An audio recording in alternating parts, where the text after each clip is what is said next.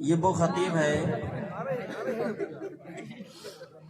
کہ رلانا بھی جانتا ہے اور پبلک کو ہنسانا بھی جانتا ہے۔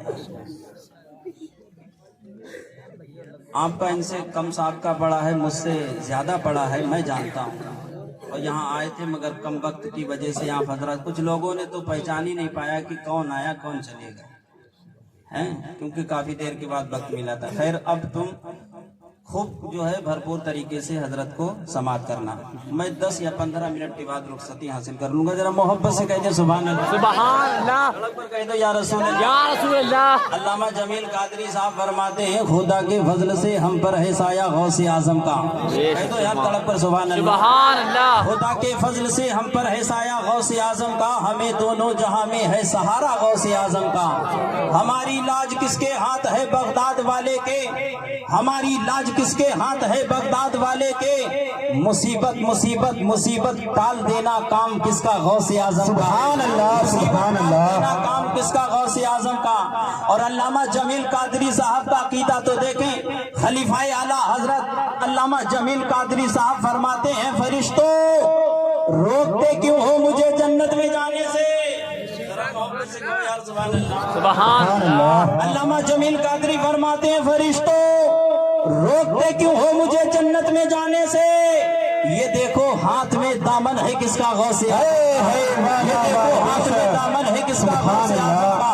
اور ایک جانے والا کہہ رہا ہے عزیزوں کر چکو تیار جب میرے جنازے کو، عزیزوں کر چکو تیار جب میرے جنازے کو، تو لکھ دینا کفن پر نام والا غوث اعظم، لکھ دینا کفن پر نام والا غوث اعظم کا۔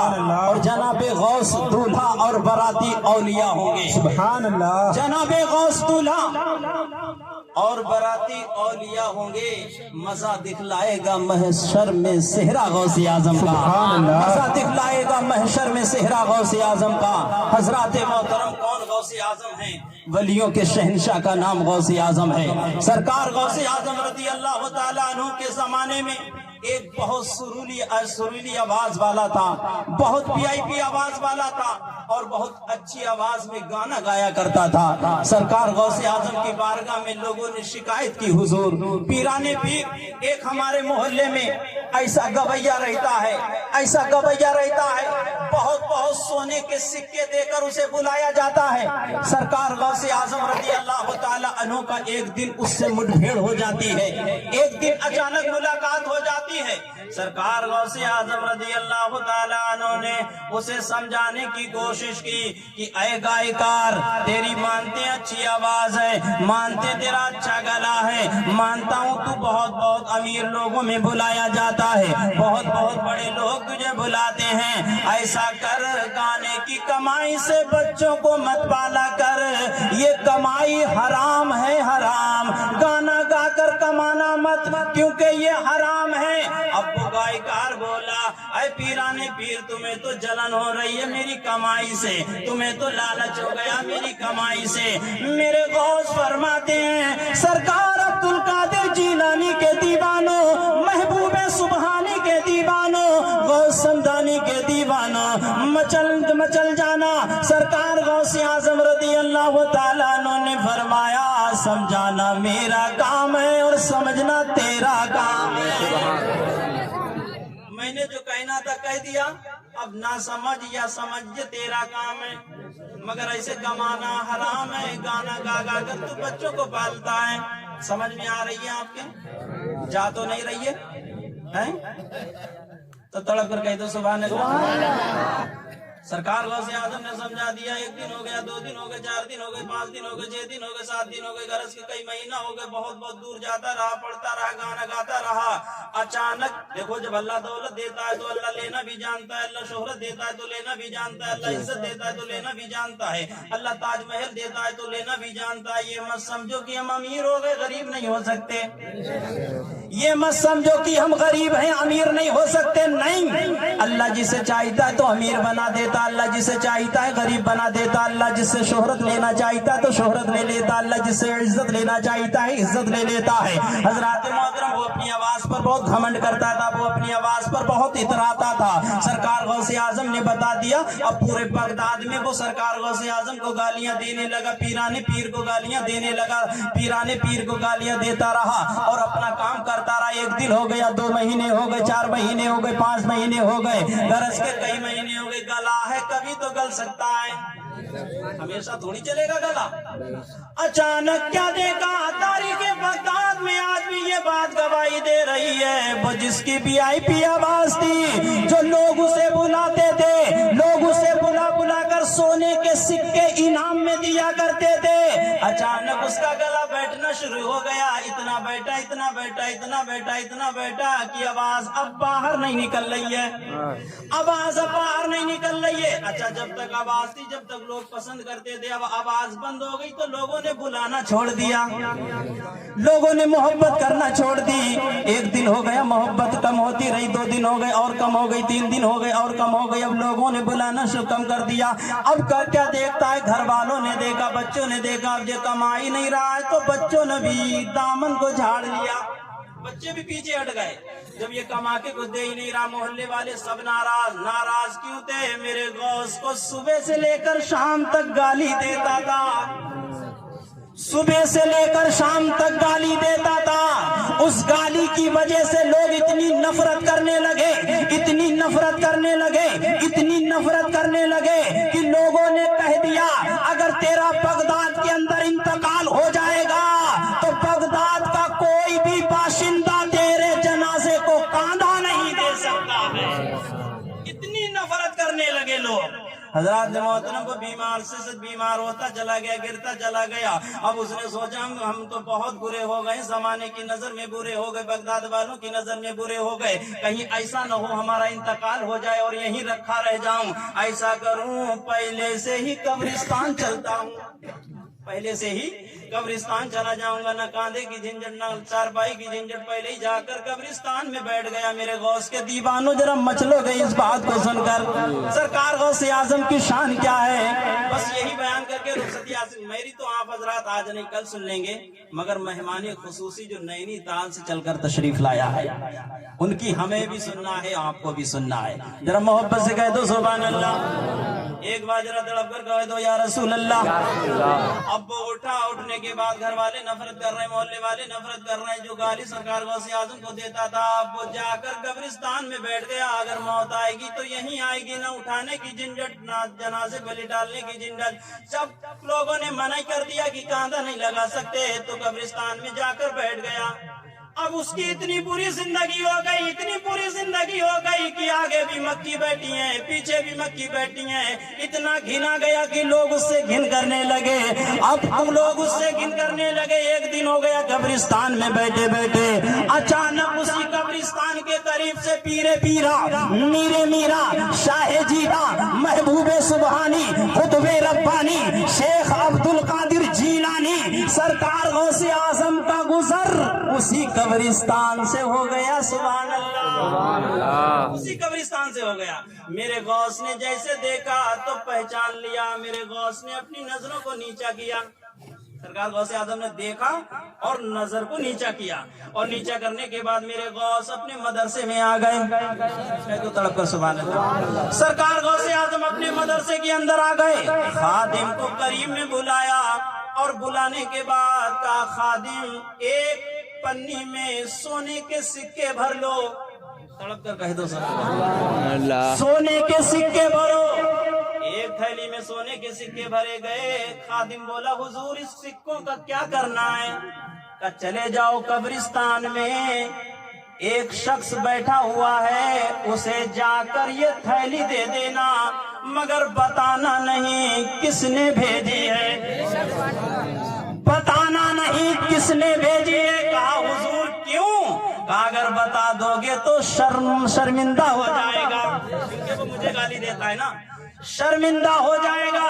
तो वो खादिम थैली लेकर कब्रिस्तान के करीब में पहुंचा। बहुत जल्दी सुपर फास्ट एक्सप्रेस की तरह चल रहा हूँ, जल्दी से चल रहा हूँ, मोहब्बत से आप साथ देते रहे, कहते तड़प पर सुभान अल्लाह।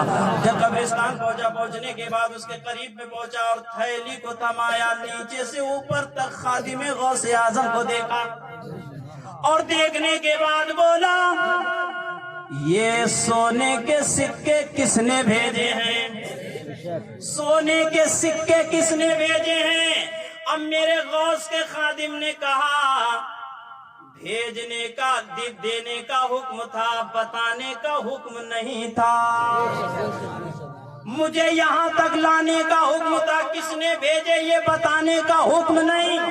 सिक्के देकर वापस हो गया, माथा पकड़कर कब्रिस्तान में बैठा हुआ है। अब सोच रहा है बगदाद के अंदर तो सब तो हमसे नफरत करते हैं, सब तो हमें गाली देते हैं, अब ये कौन हो सकता है? सोचता, समझदार तो बहुत था वो, सोचता रहा, सोच कर बोला, कोई और नहीं हो सकता है, ये अली का लाल ही हो सकता है, कोई और मेहरबान नहीं हो सकता है, ये फातिमा का लाल ही मेहरबान हो सकता है, ये कोई और नहीं मेहरबान हो सकता है, ये महबूबे सुबहानी कुतुबे रब्बानी सरकार गौसे आज़म रज़ी अल्लाह ताला अन्हु ही मेहरबान हो सकते हैं।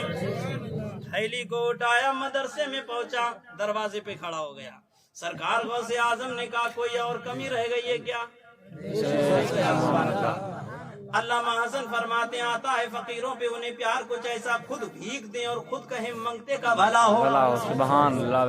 अल्लामा हसन कहते हैं, अब सरकार गौसे आजम ने कहा, कुछ और चाहिए? पसीने में शराबोर हो गया, आंखों से आंसू जारी हैं कि बताओ, जिसे मैं जिंदगी भर गाली देता रहा, आज वही मेरे काम आ गया है, आज वही मेरे काम आ गया है। गौसे आजम पूछने लगे, कुछ और चाहिए?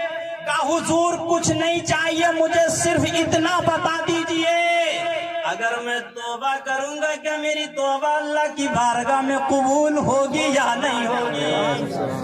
तो मेरे गौस ने फरमाया कि गुस्ल करना तेरा काम है, तौबा करवाना अब्दुल कादिर का काम। गुस्ल किया, गुस्ल करने के बाद में मेरे गौस के हाथ में अपना हाथ दे दिया, मेरे गौस के हाथ पर अपना हाथ देकर तौबा कर रहा है। तारीख़ बगदाद बता रही है कि जब तक गौसे आजम के हाथ में हाथ रहा, जब उसने हाथ को उसके अपने हाथ को अब्दुल कादिर के हाथ में से हटाया, तब तक अल्लाह ताला ने उसे तौबा ही कबूल नहीं की थी, बल्कि गौसे आजम के सदके में इतने बेकार आदमी को जो सरकार गौसे आजम को गालियां देता था, मेरे गौस के हाथ में जैसे हाथ पहुंचा, हाथ हटा, बाद में अल्लाह ने वलायत का टिकट पहले दे दिया, अल्लाह ने उसे वली बना दिया। कसम खुदा की ये है मेरे गौस की करामत। इसीलिए तो हम कहते हैं कि मेरी आंखों में दर्द, आखिरी अशार पढ़ रहा हूँ फिर हट जाऊंगा। सुभान अल्लाह। ये शान गौसुल वरा की महफिल है और मेरे गौस की शान तो बहुत आला है कि मेरी आंखों में दर्द से आज़म का है, मेरी आंखों में दर्द से आज़म का है, अरे मेरे दिल में तो घर गौ से आज़म का है, मेरे दिल में तो घर गौ से आज़म का है, मेरे दिल में तो घर गौ से आज़म का है। जो इतना बेकार आदमी सरकार गौ से आज़म से टच हो गया तो अल्लाह ने वली बना दिया, टच हो गया अल्लाह ने वली बना दिया। अरे नारे लगते हो मेरे रजा के जहां, मेरी आवाज तो कुछ नहीं है, अब जो खतीब आ रहा है कसम खुदा की इतनी प्यारी आवाज है, जिस आवाज पर तुम नाज नहीं करते हो बल्कि मैं खुद नाज करता हूँ उस आवाज पर, उस आवाज पर मैं खुद नाज करता हूँ। और मैं तो अक्सर अपनी तकरीरों में कहता हूँ, हजरत की जात जो है वो कोई ऐसी वैसी जात नहीं है, کیونکہ یہاں تو بہت کم لوگ ہیں. حضرت تو 2-2, 4-4, 5-5 ہزار کے مجمع میں بولنے والا شخص ہے. 5-5, 6-6 ہزار میں نے خود دیکھا ہے اپنی آنکھوں سے. اور ان کی ذات تو ایسی ہے. امام صاحب توجہ چاہوں گا, بہت اچھے مقرر کو پسند کیا ہے کہ شہر نجدیت میں بولنے کا ہنر رکھتا ہے. ایسی شخصیت ہے کہ شہر نجدیت میں بولنے کا ہنر رکھتا ہے. ہم حسینی ہیں, تیر کھانے کا جگر رکھتے ہیں. شہر نجدیت میں بولنے کا ہنر رکھتے ہیں.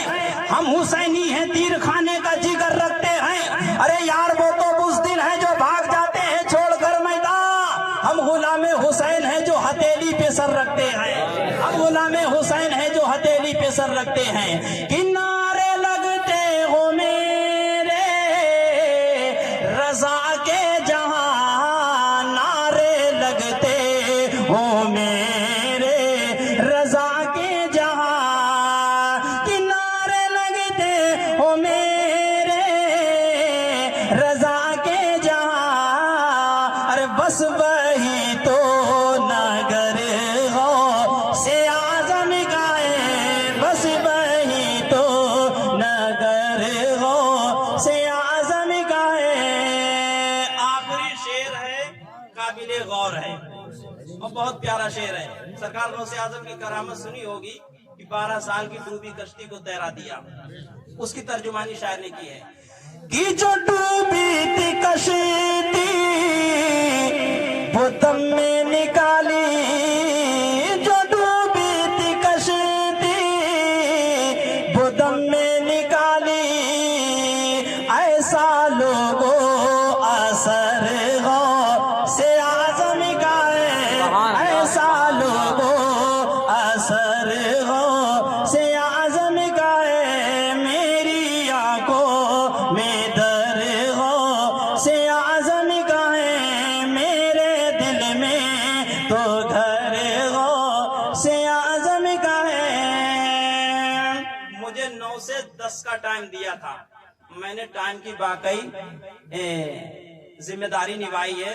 10 بجنے میں 2 منٹ باقی ہے.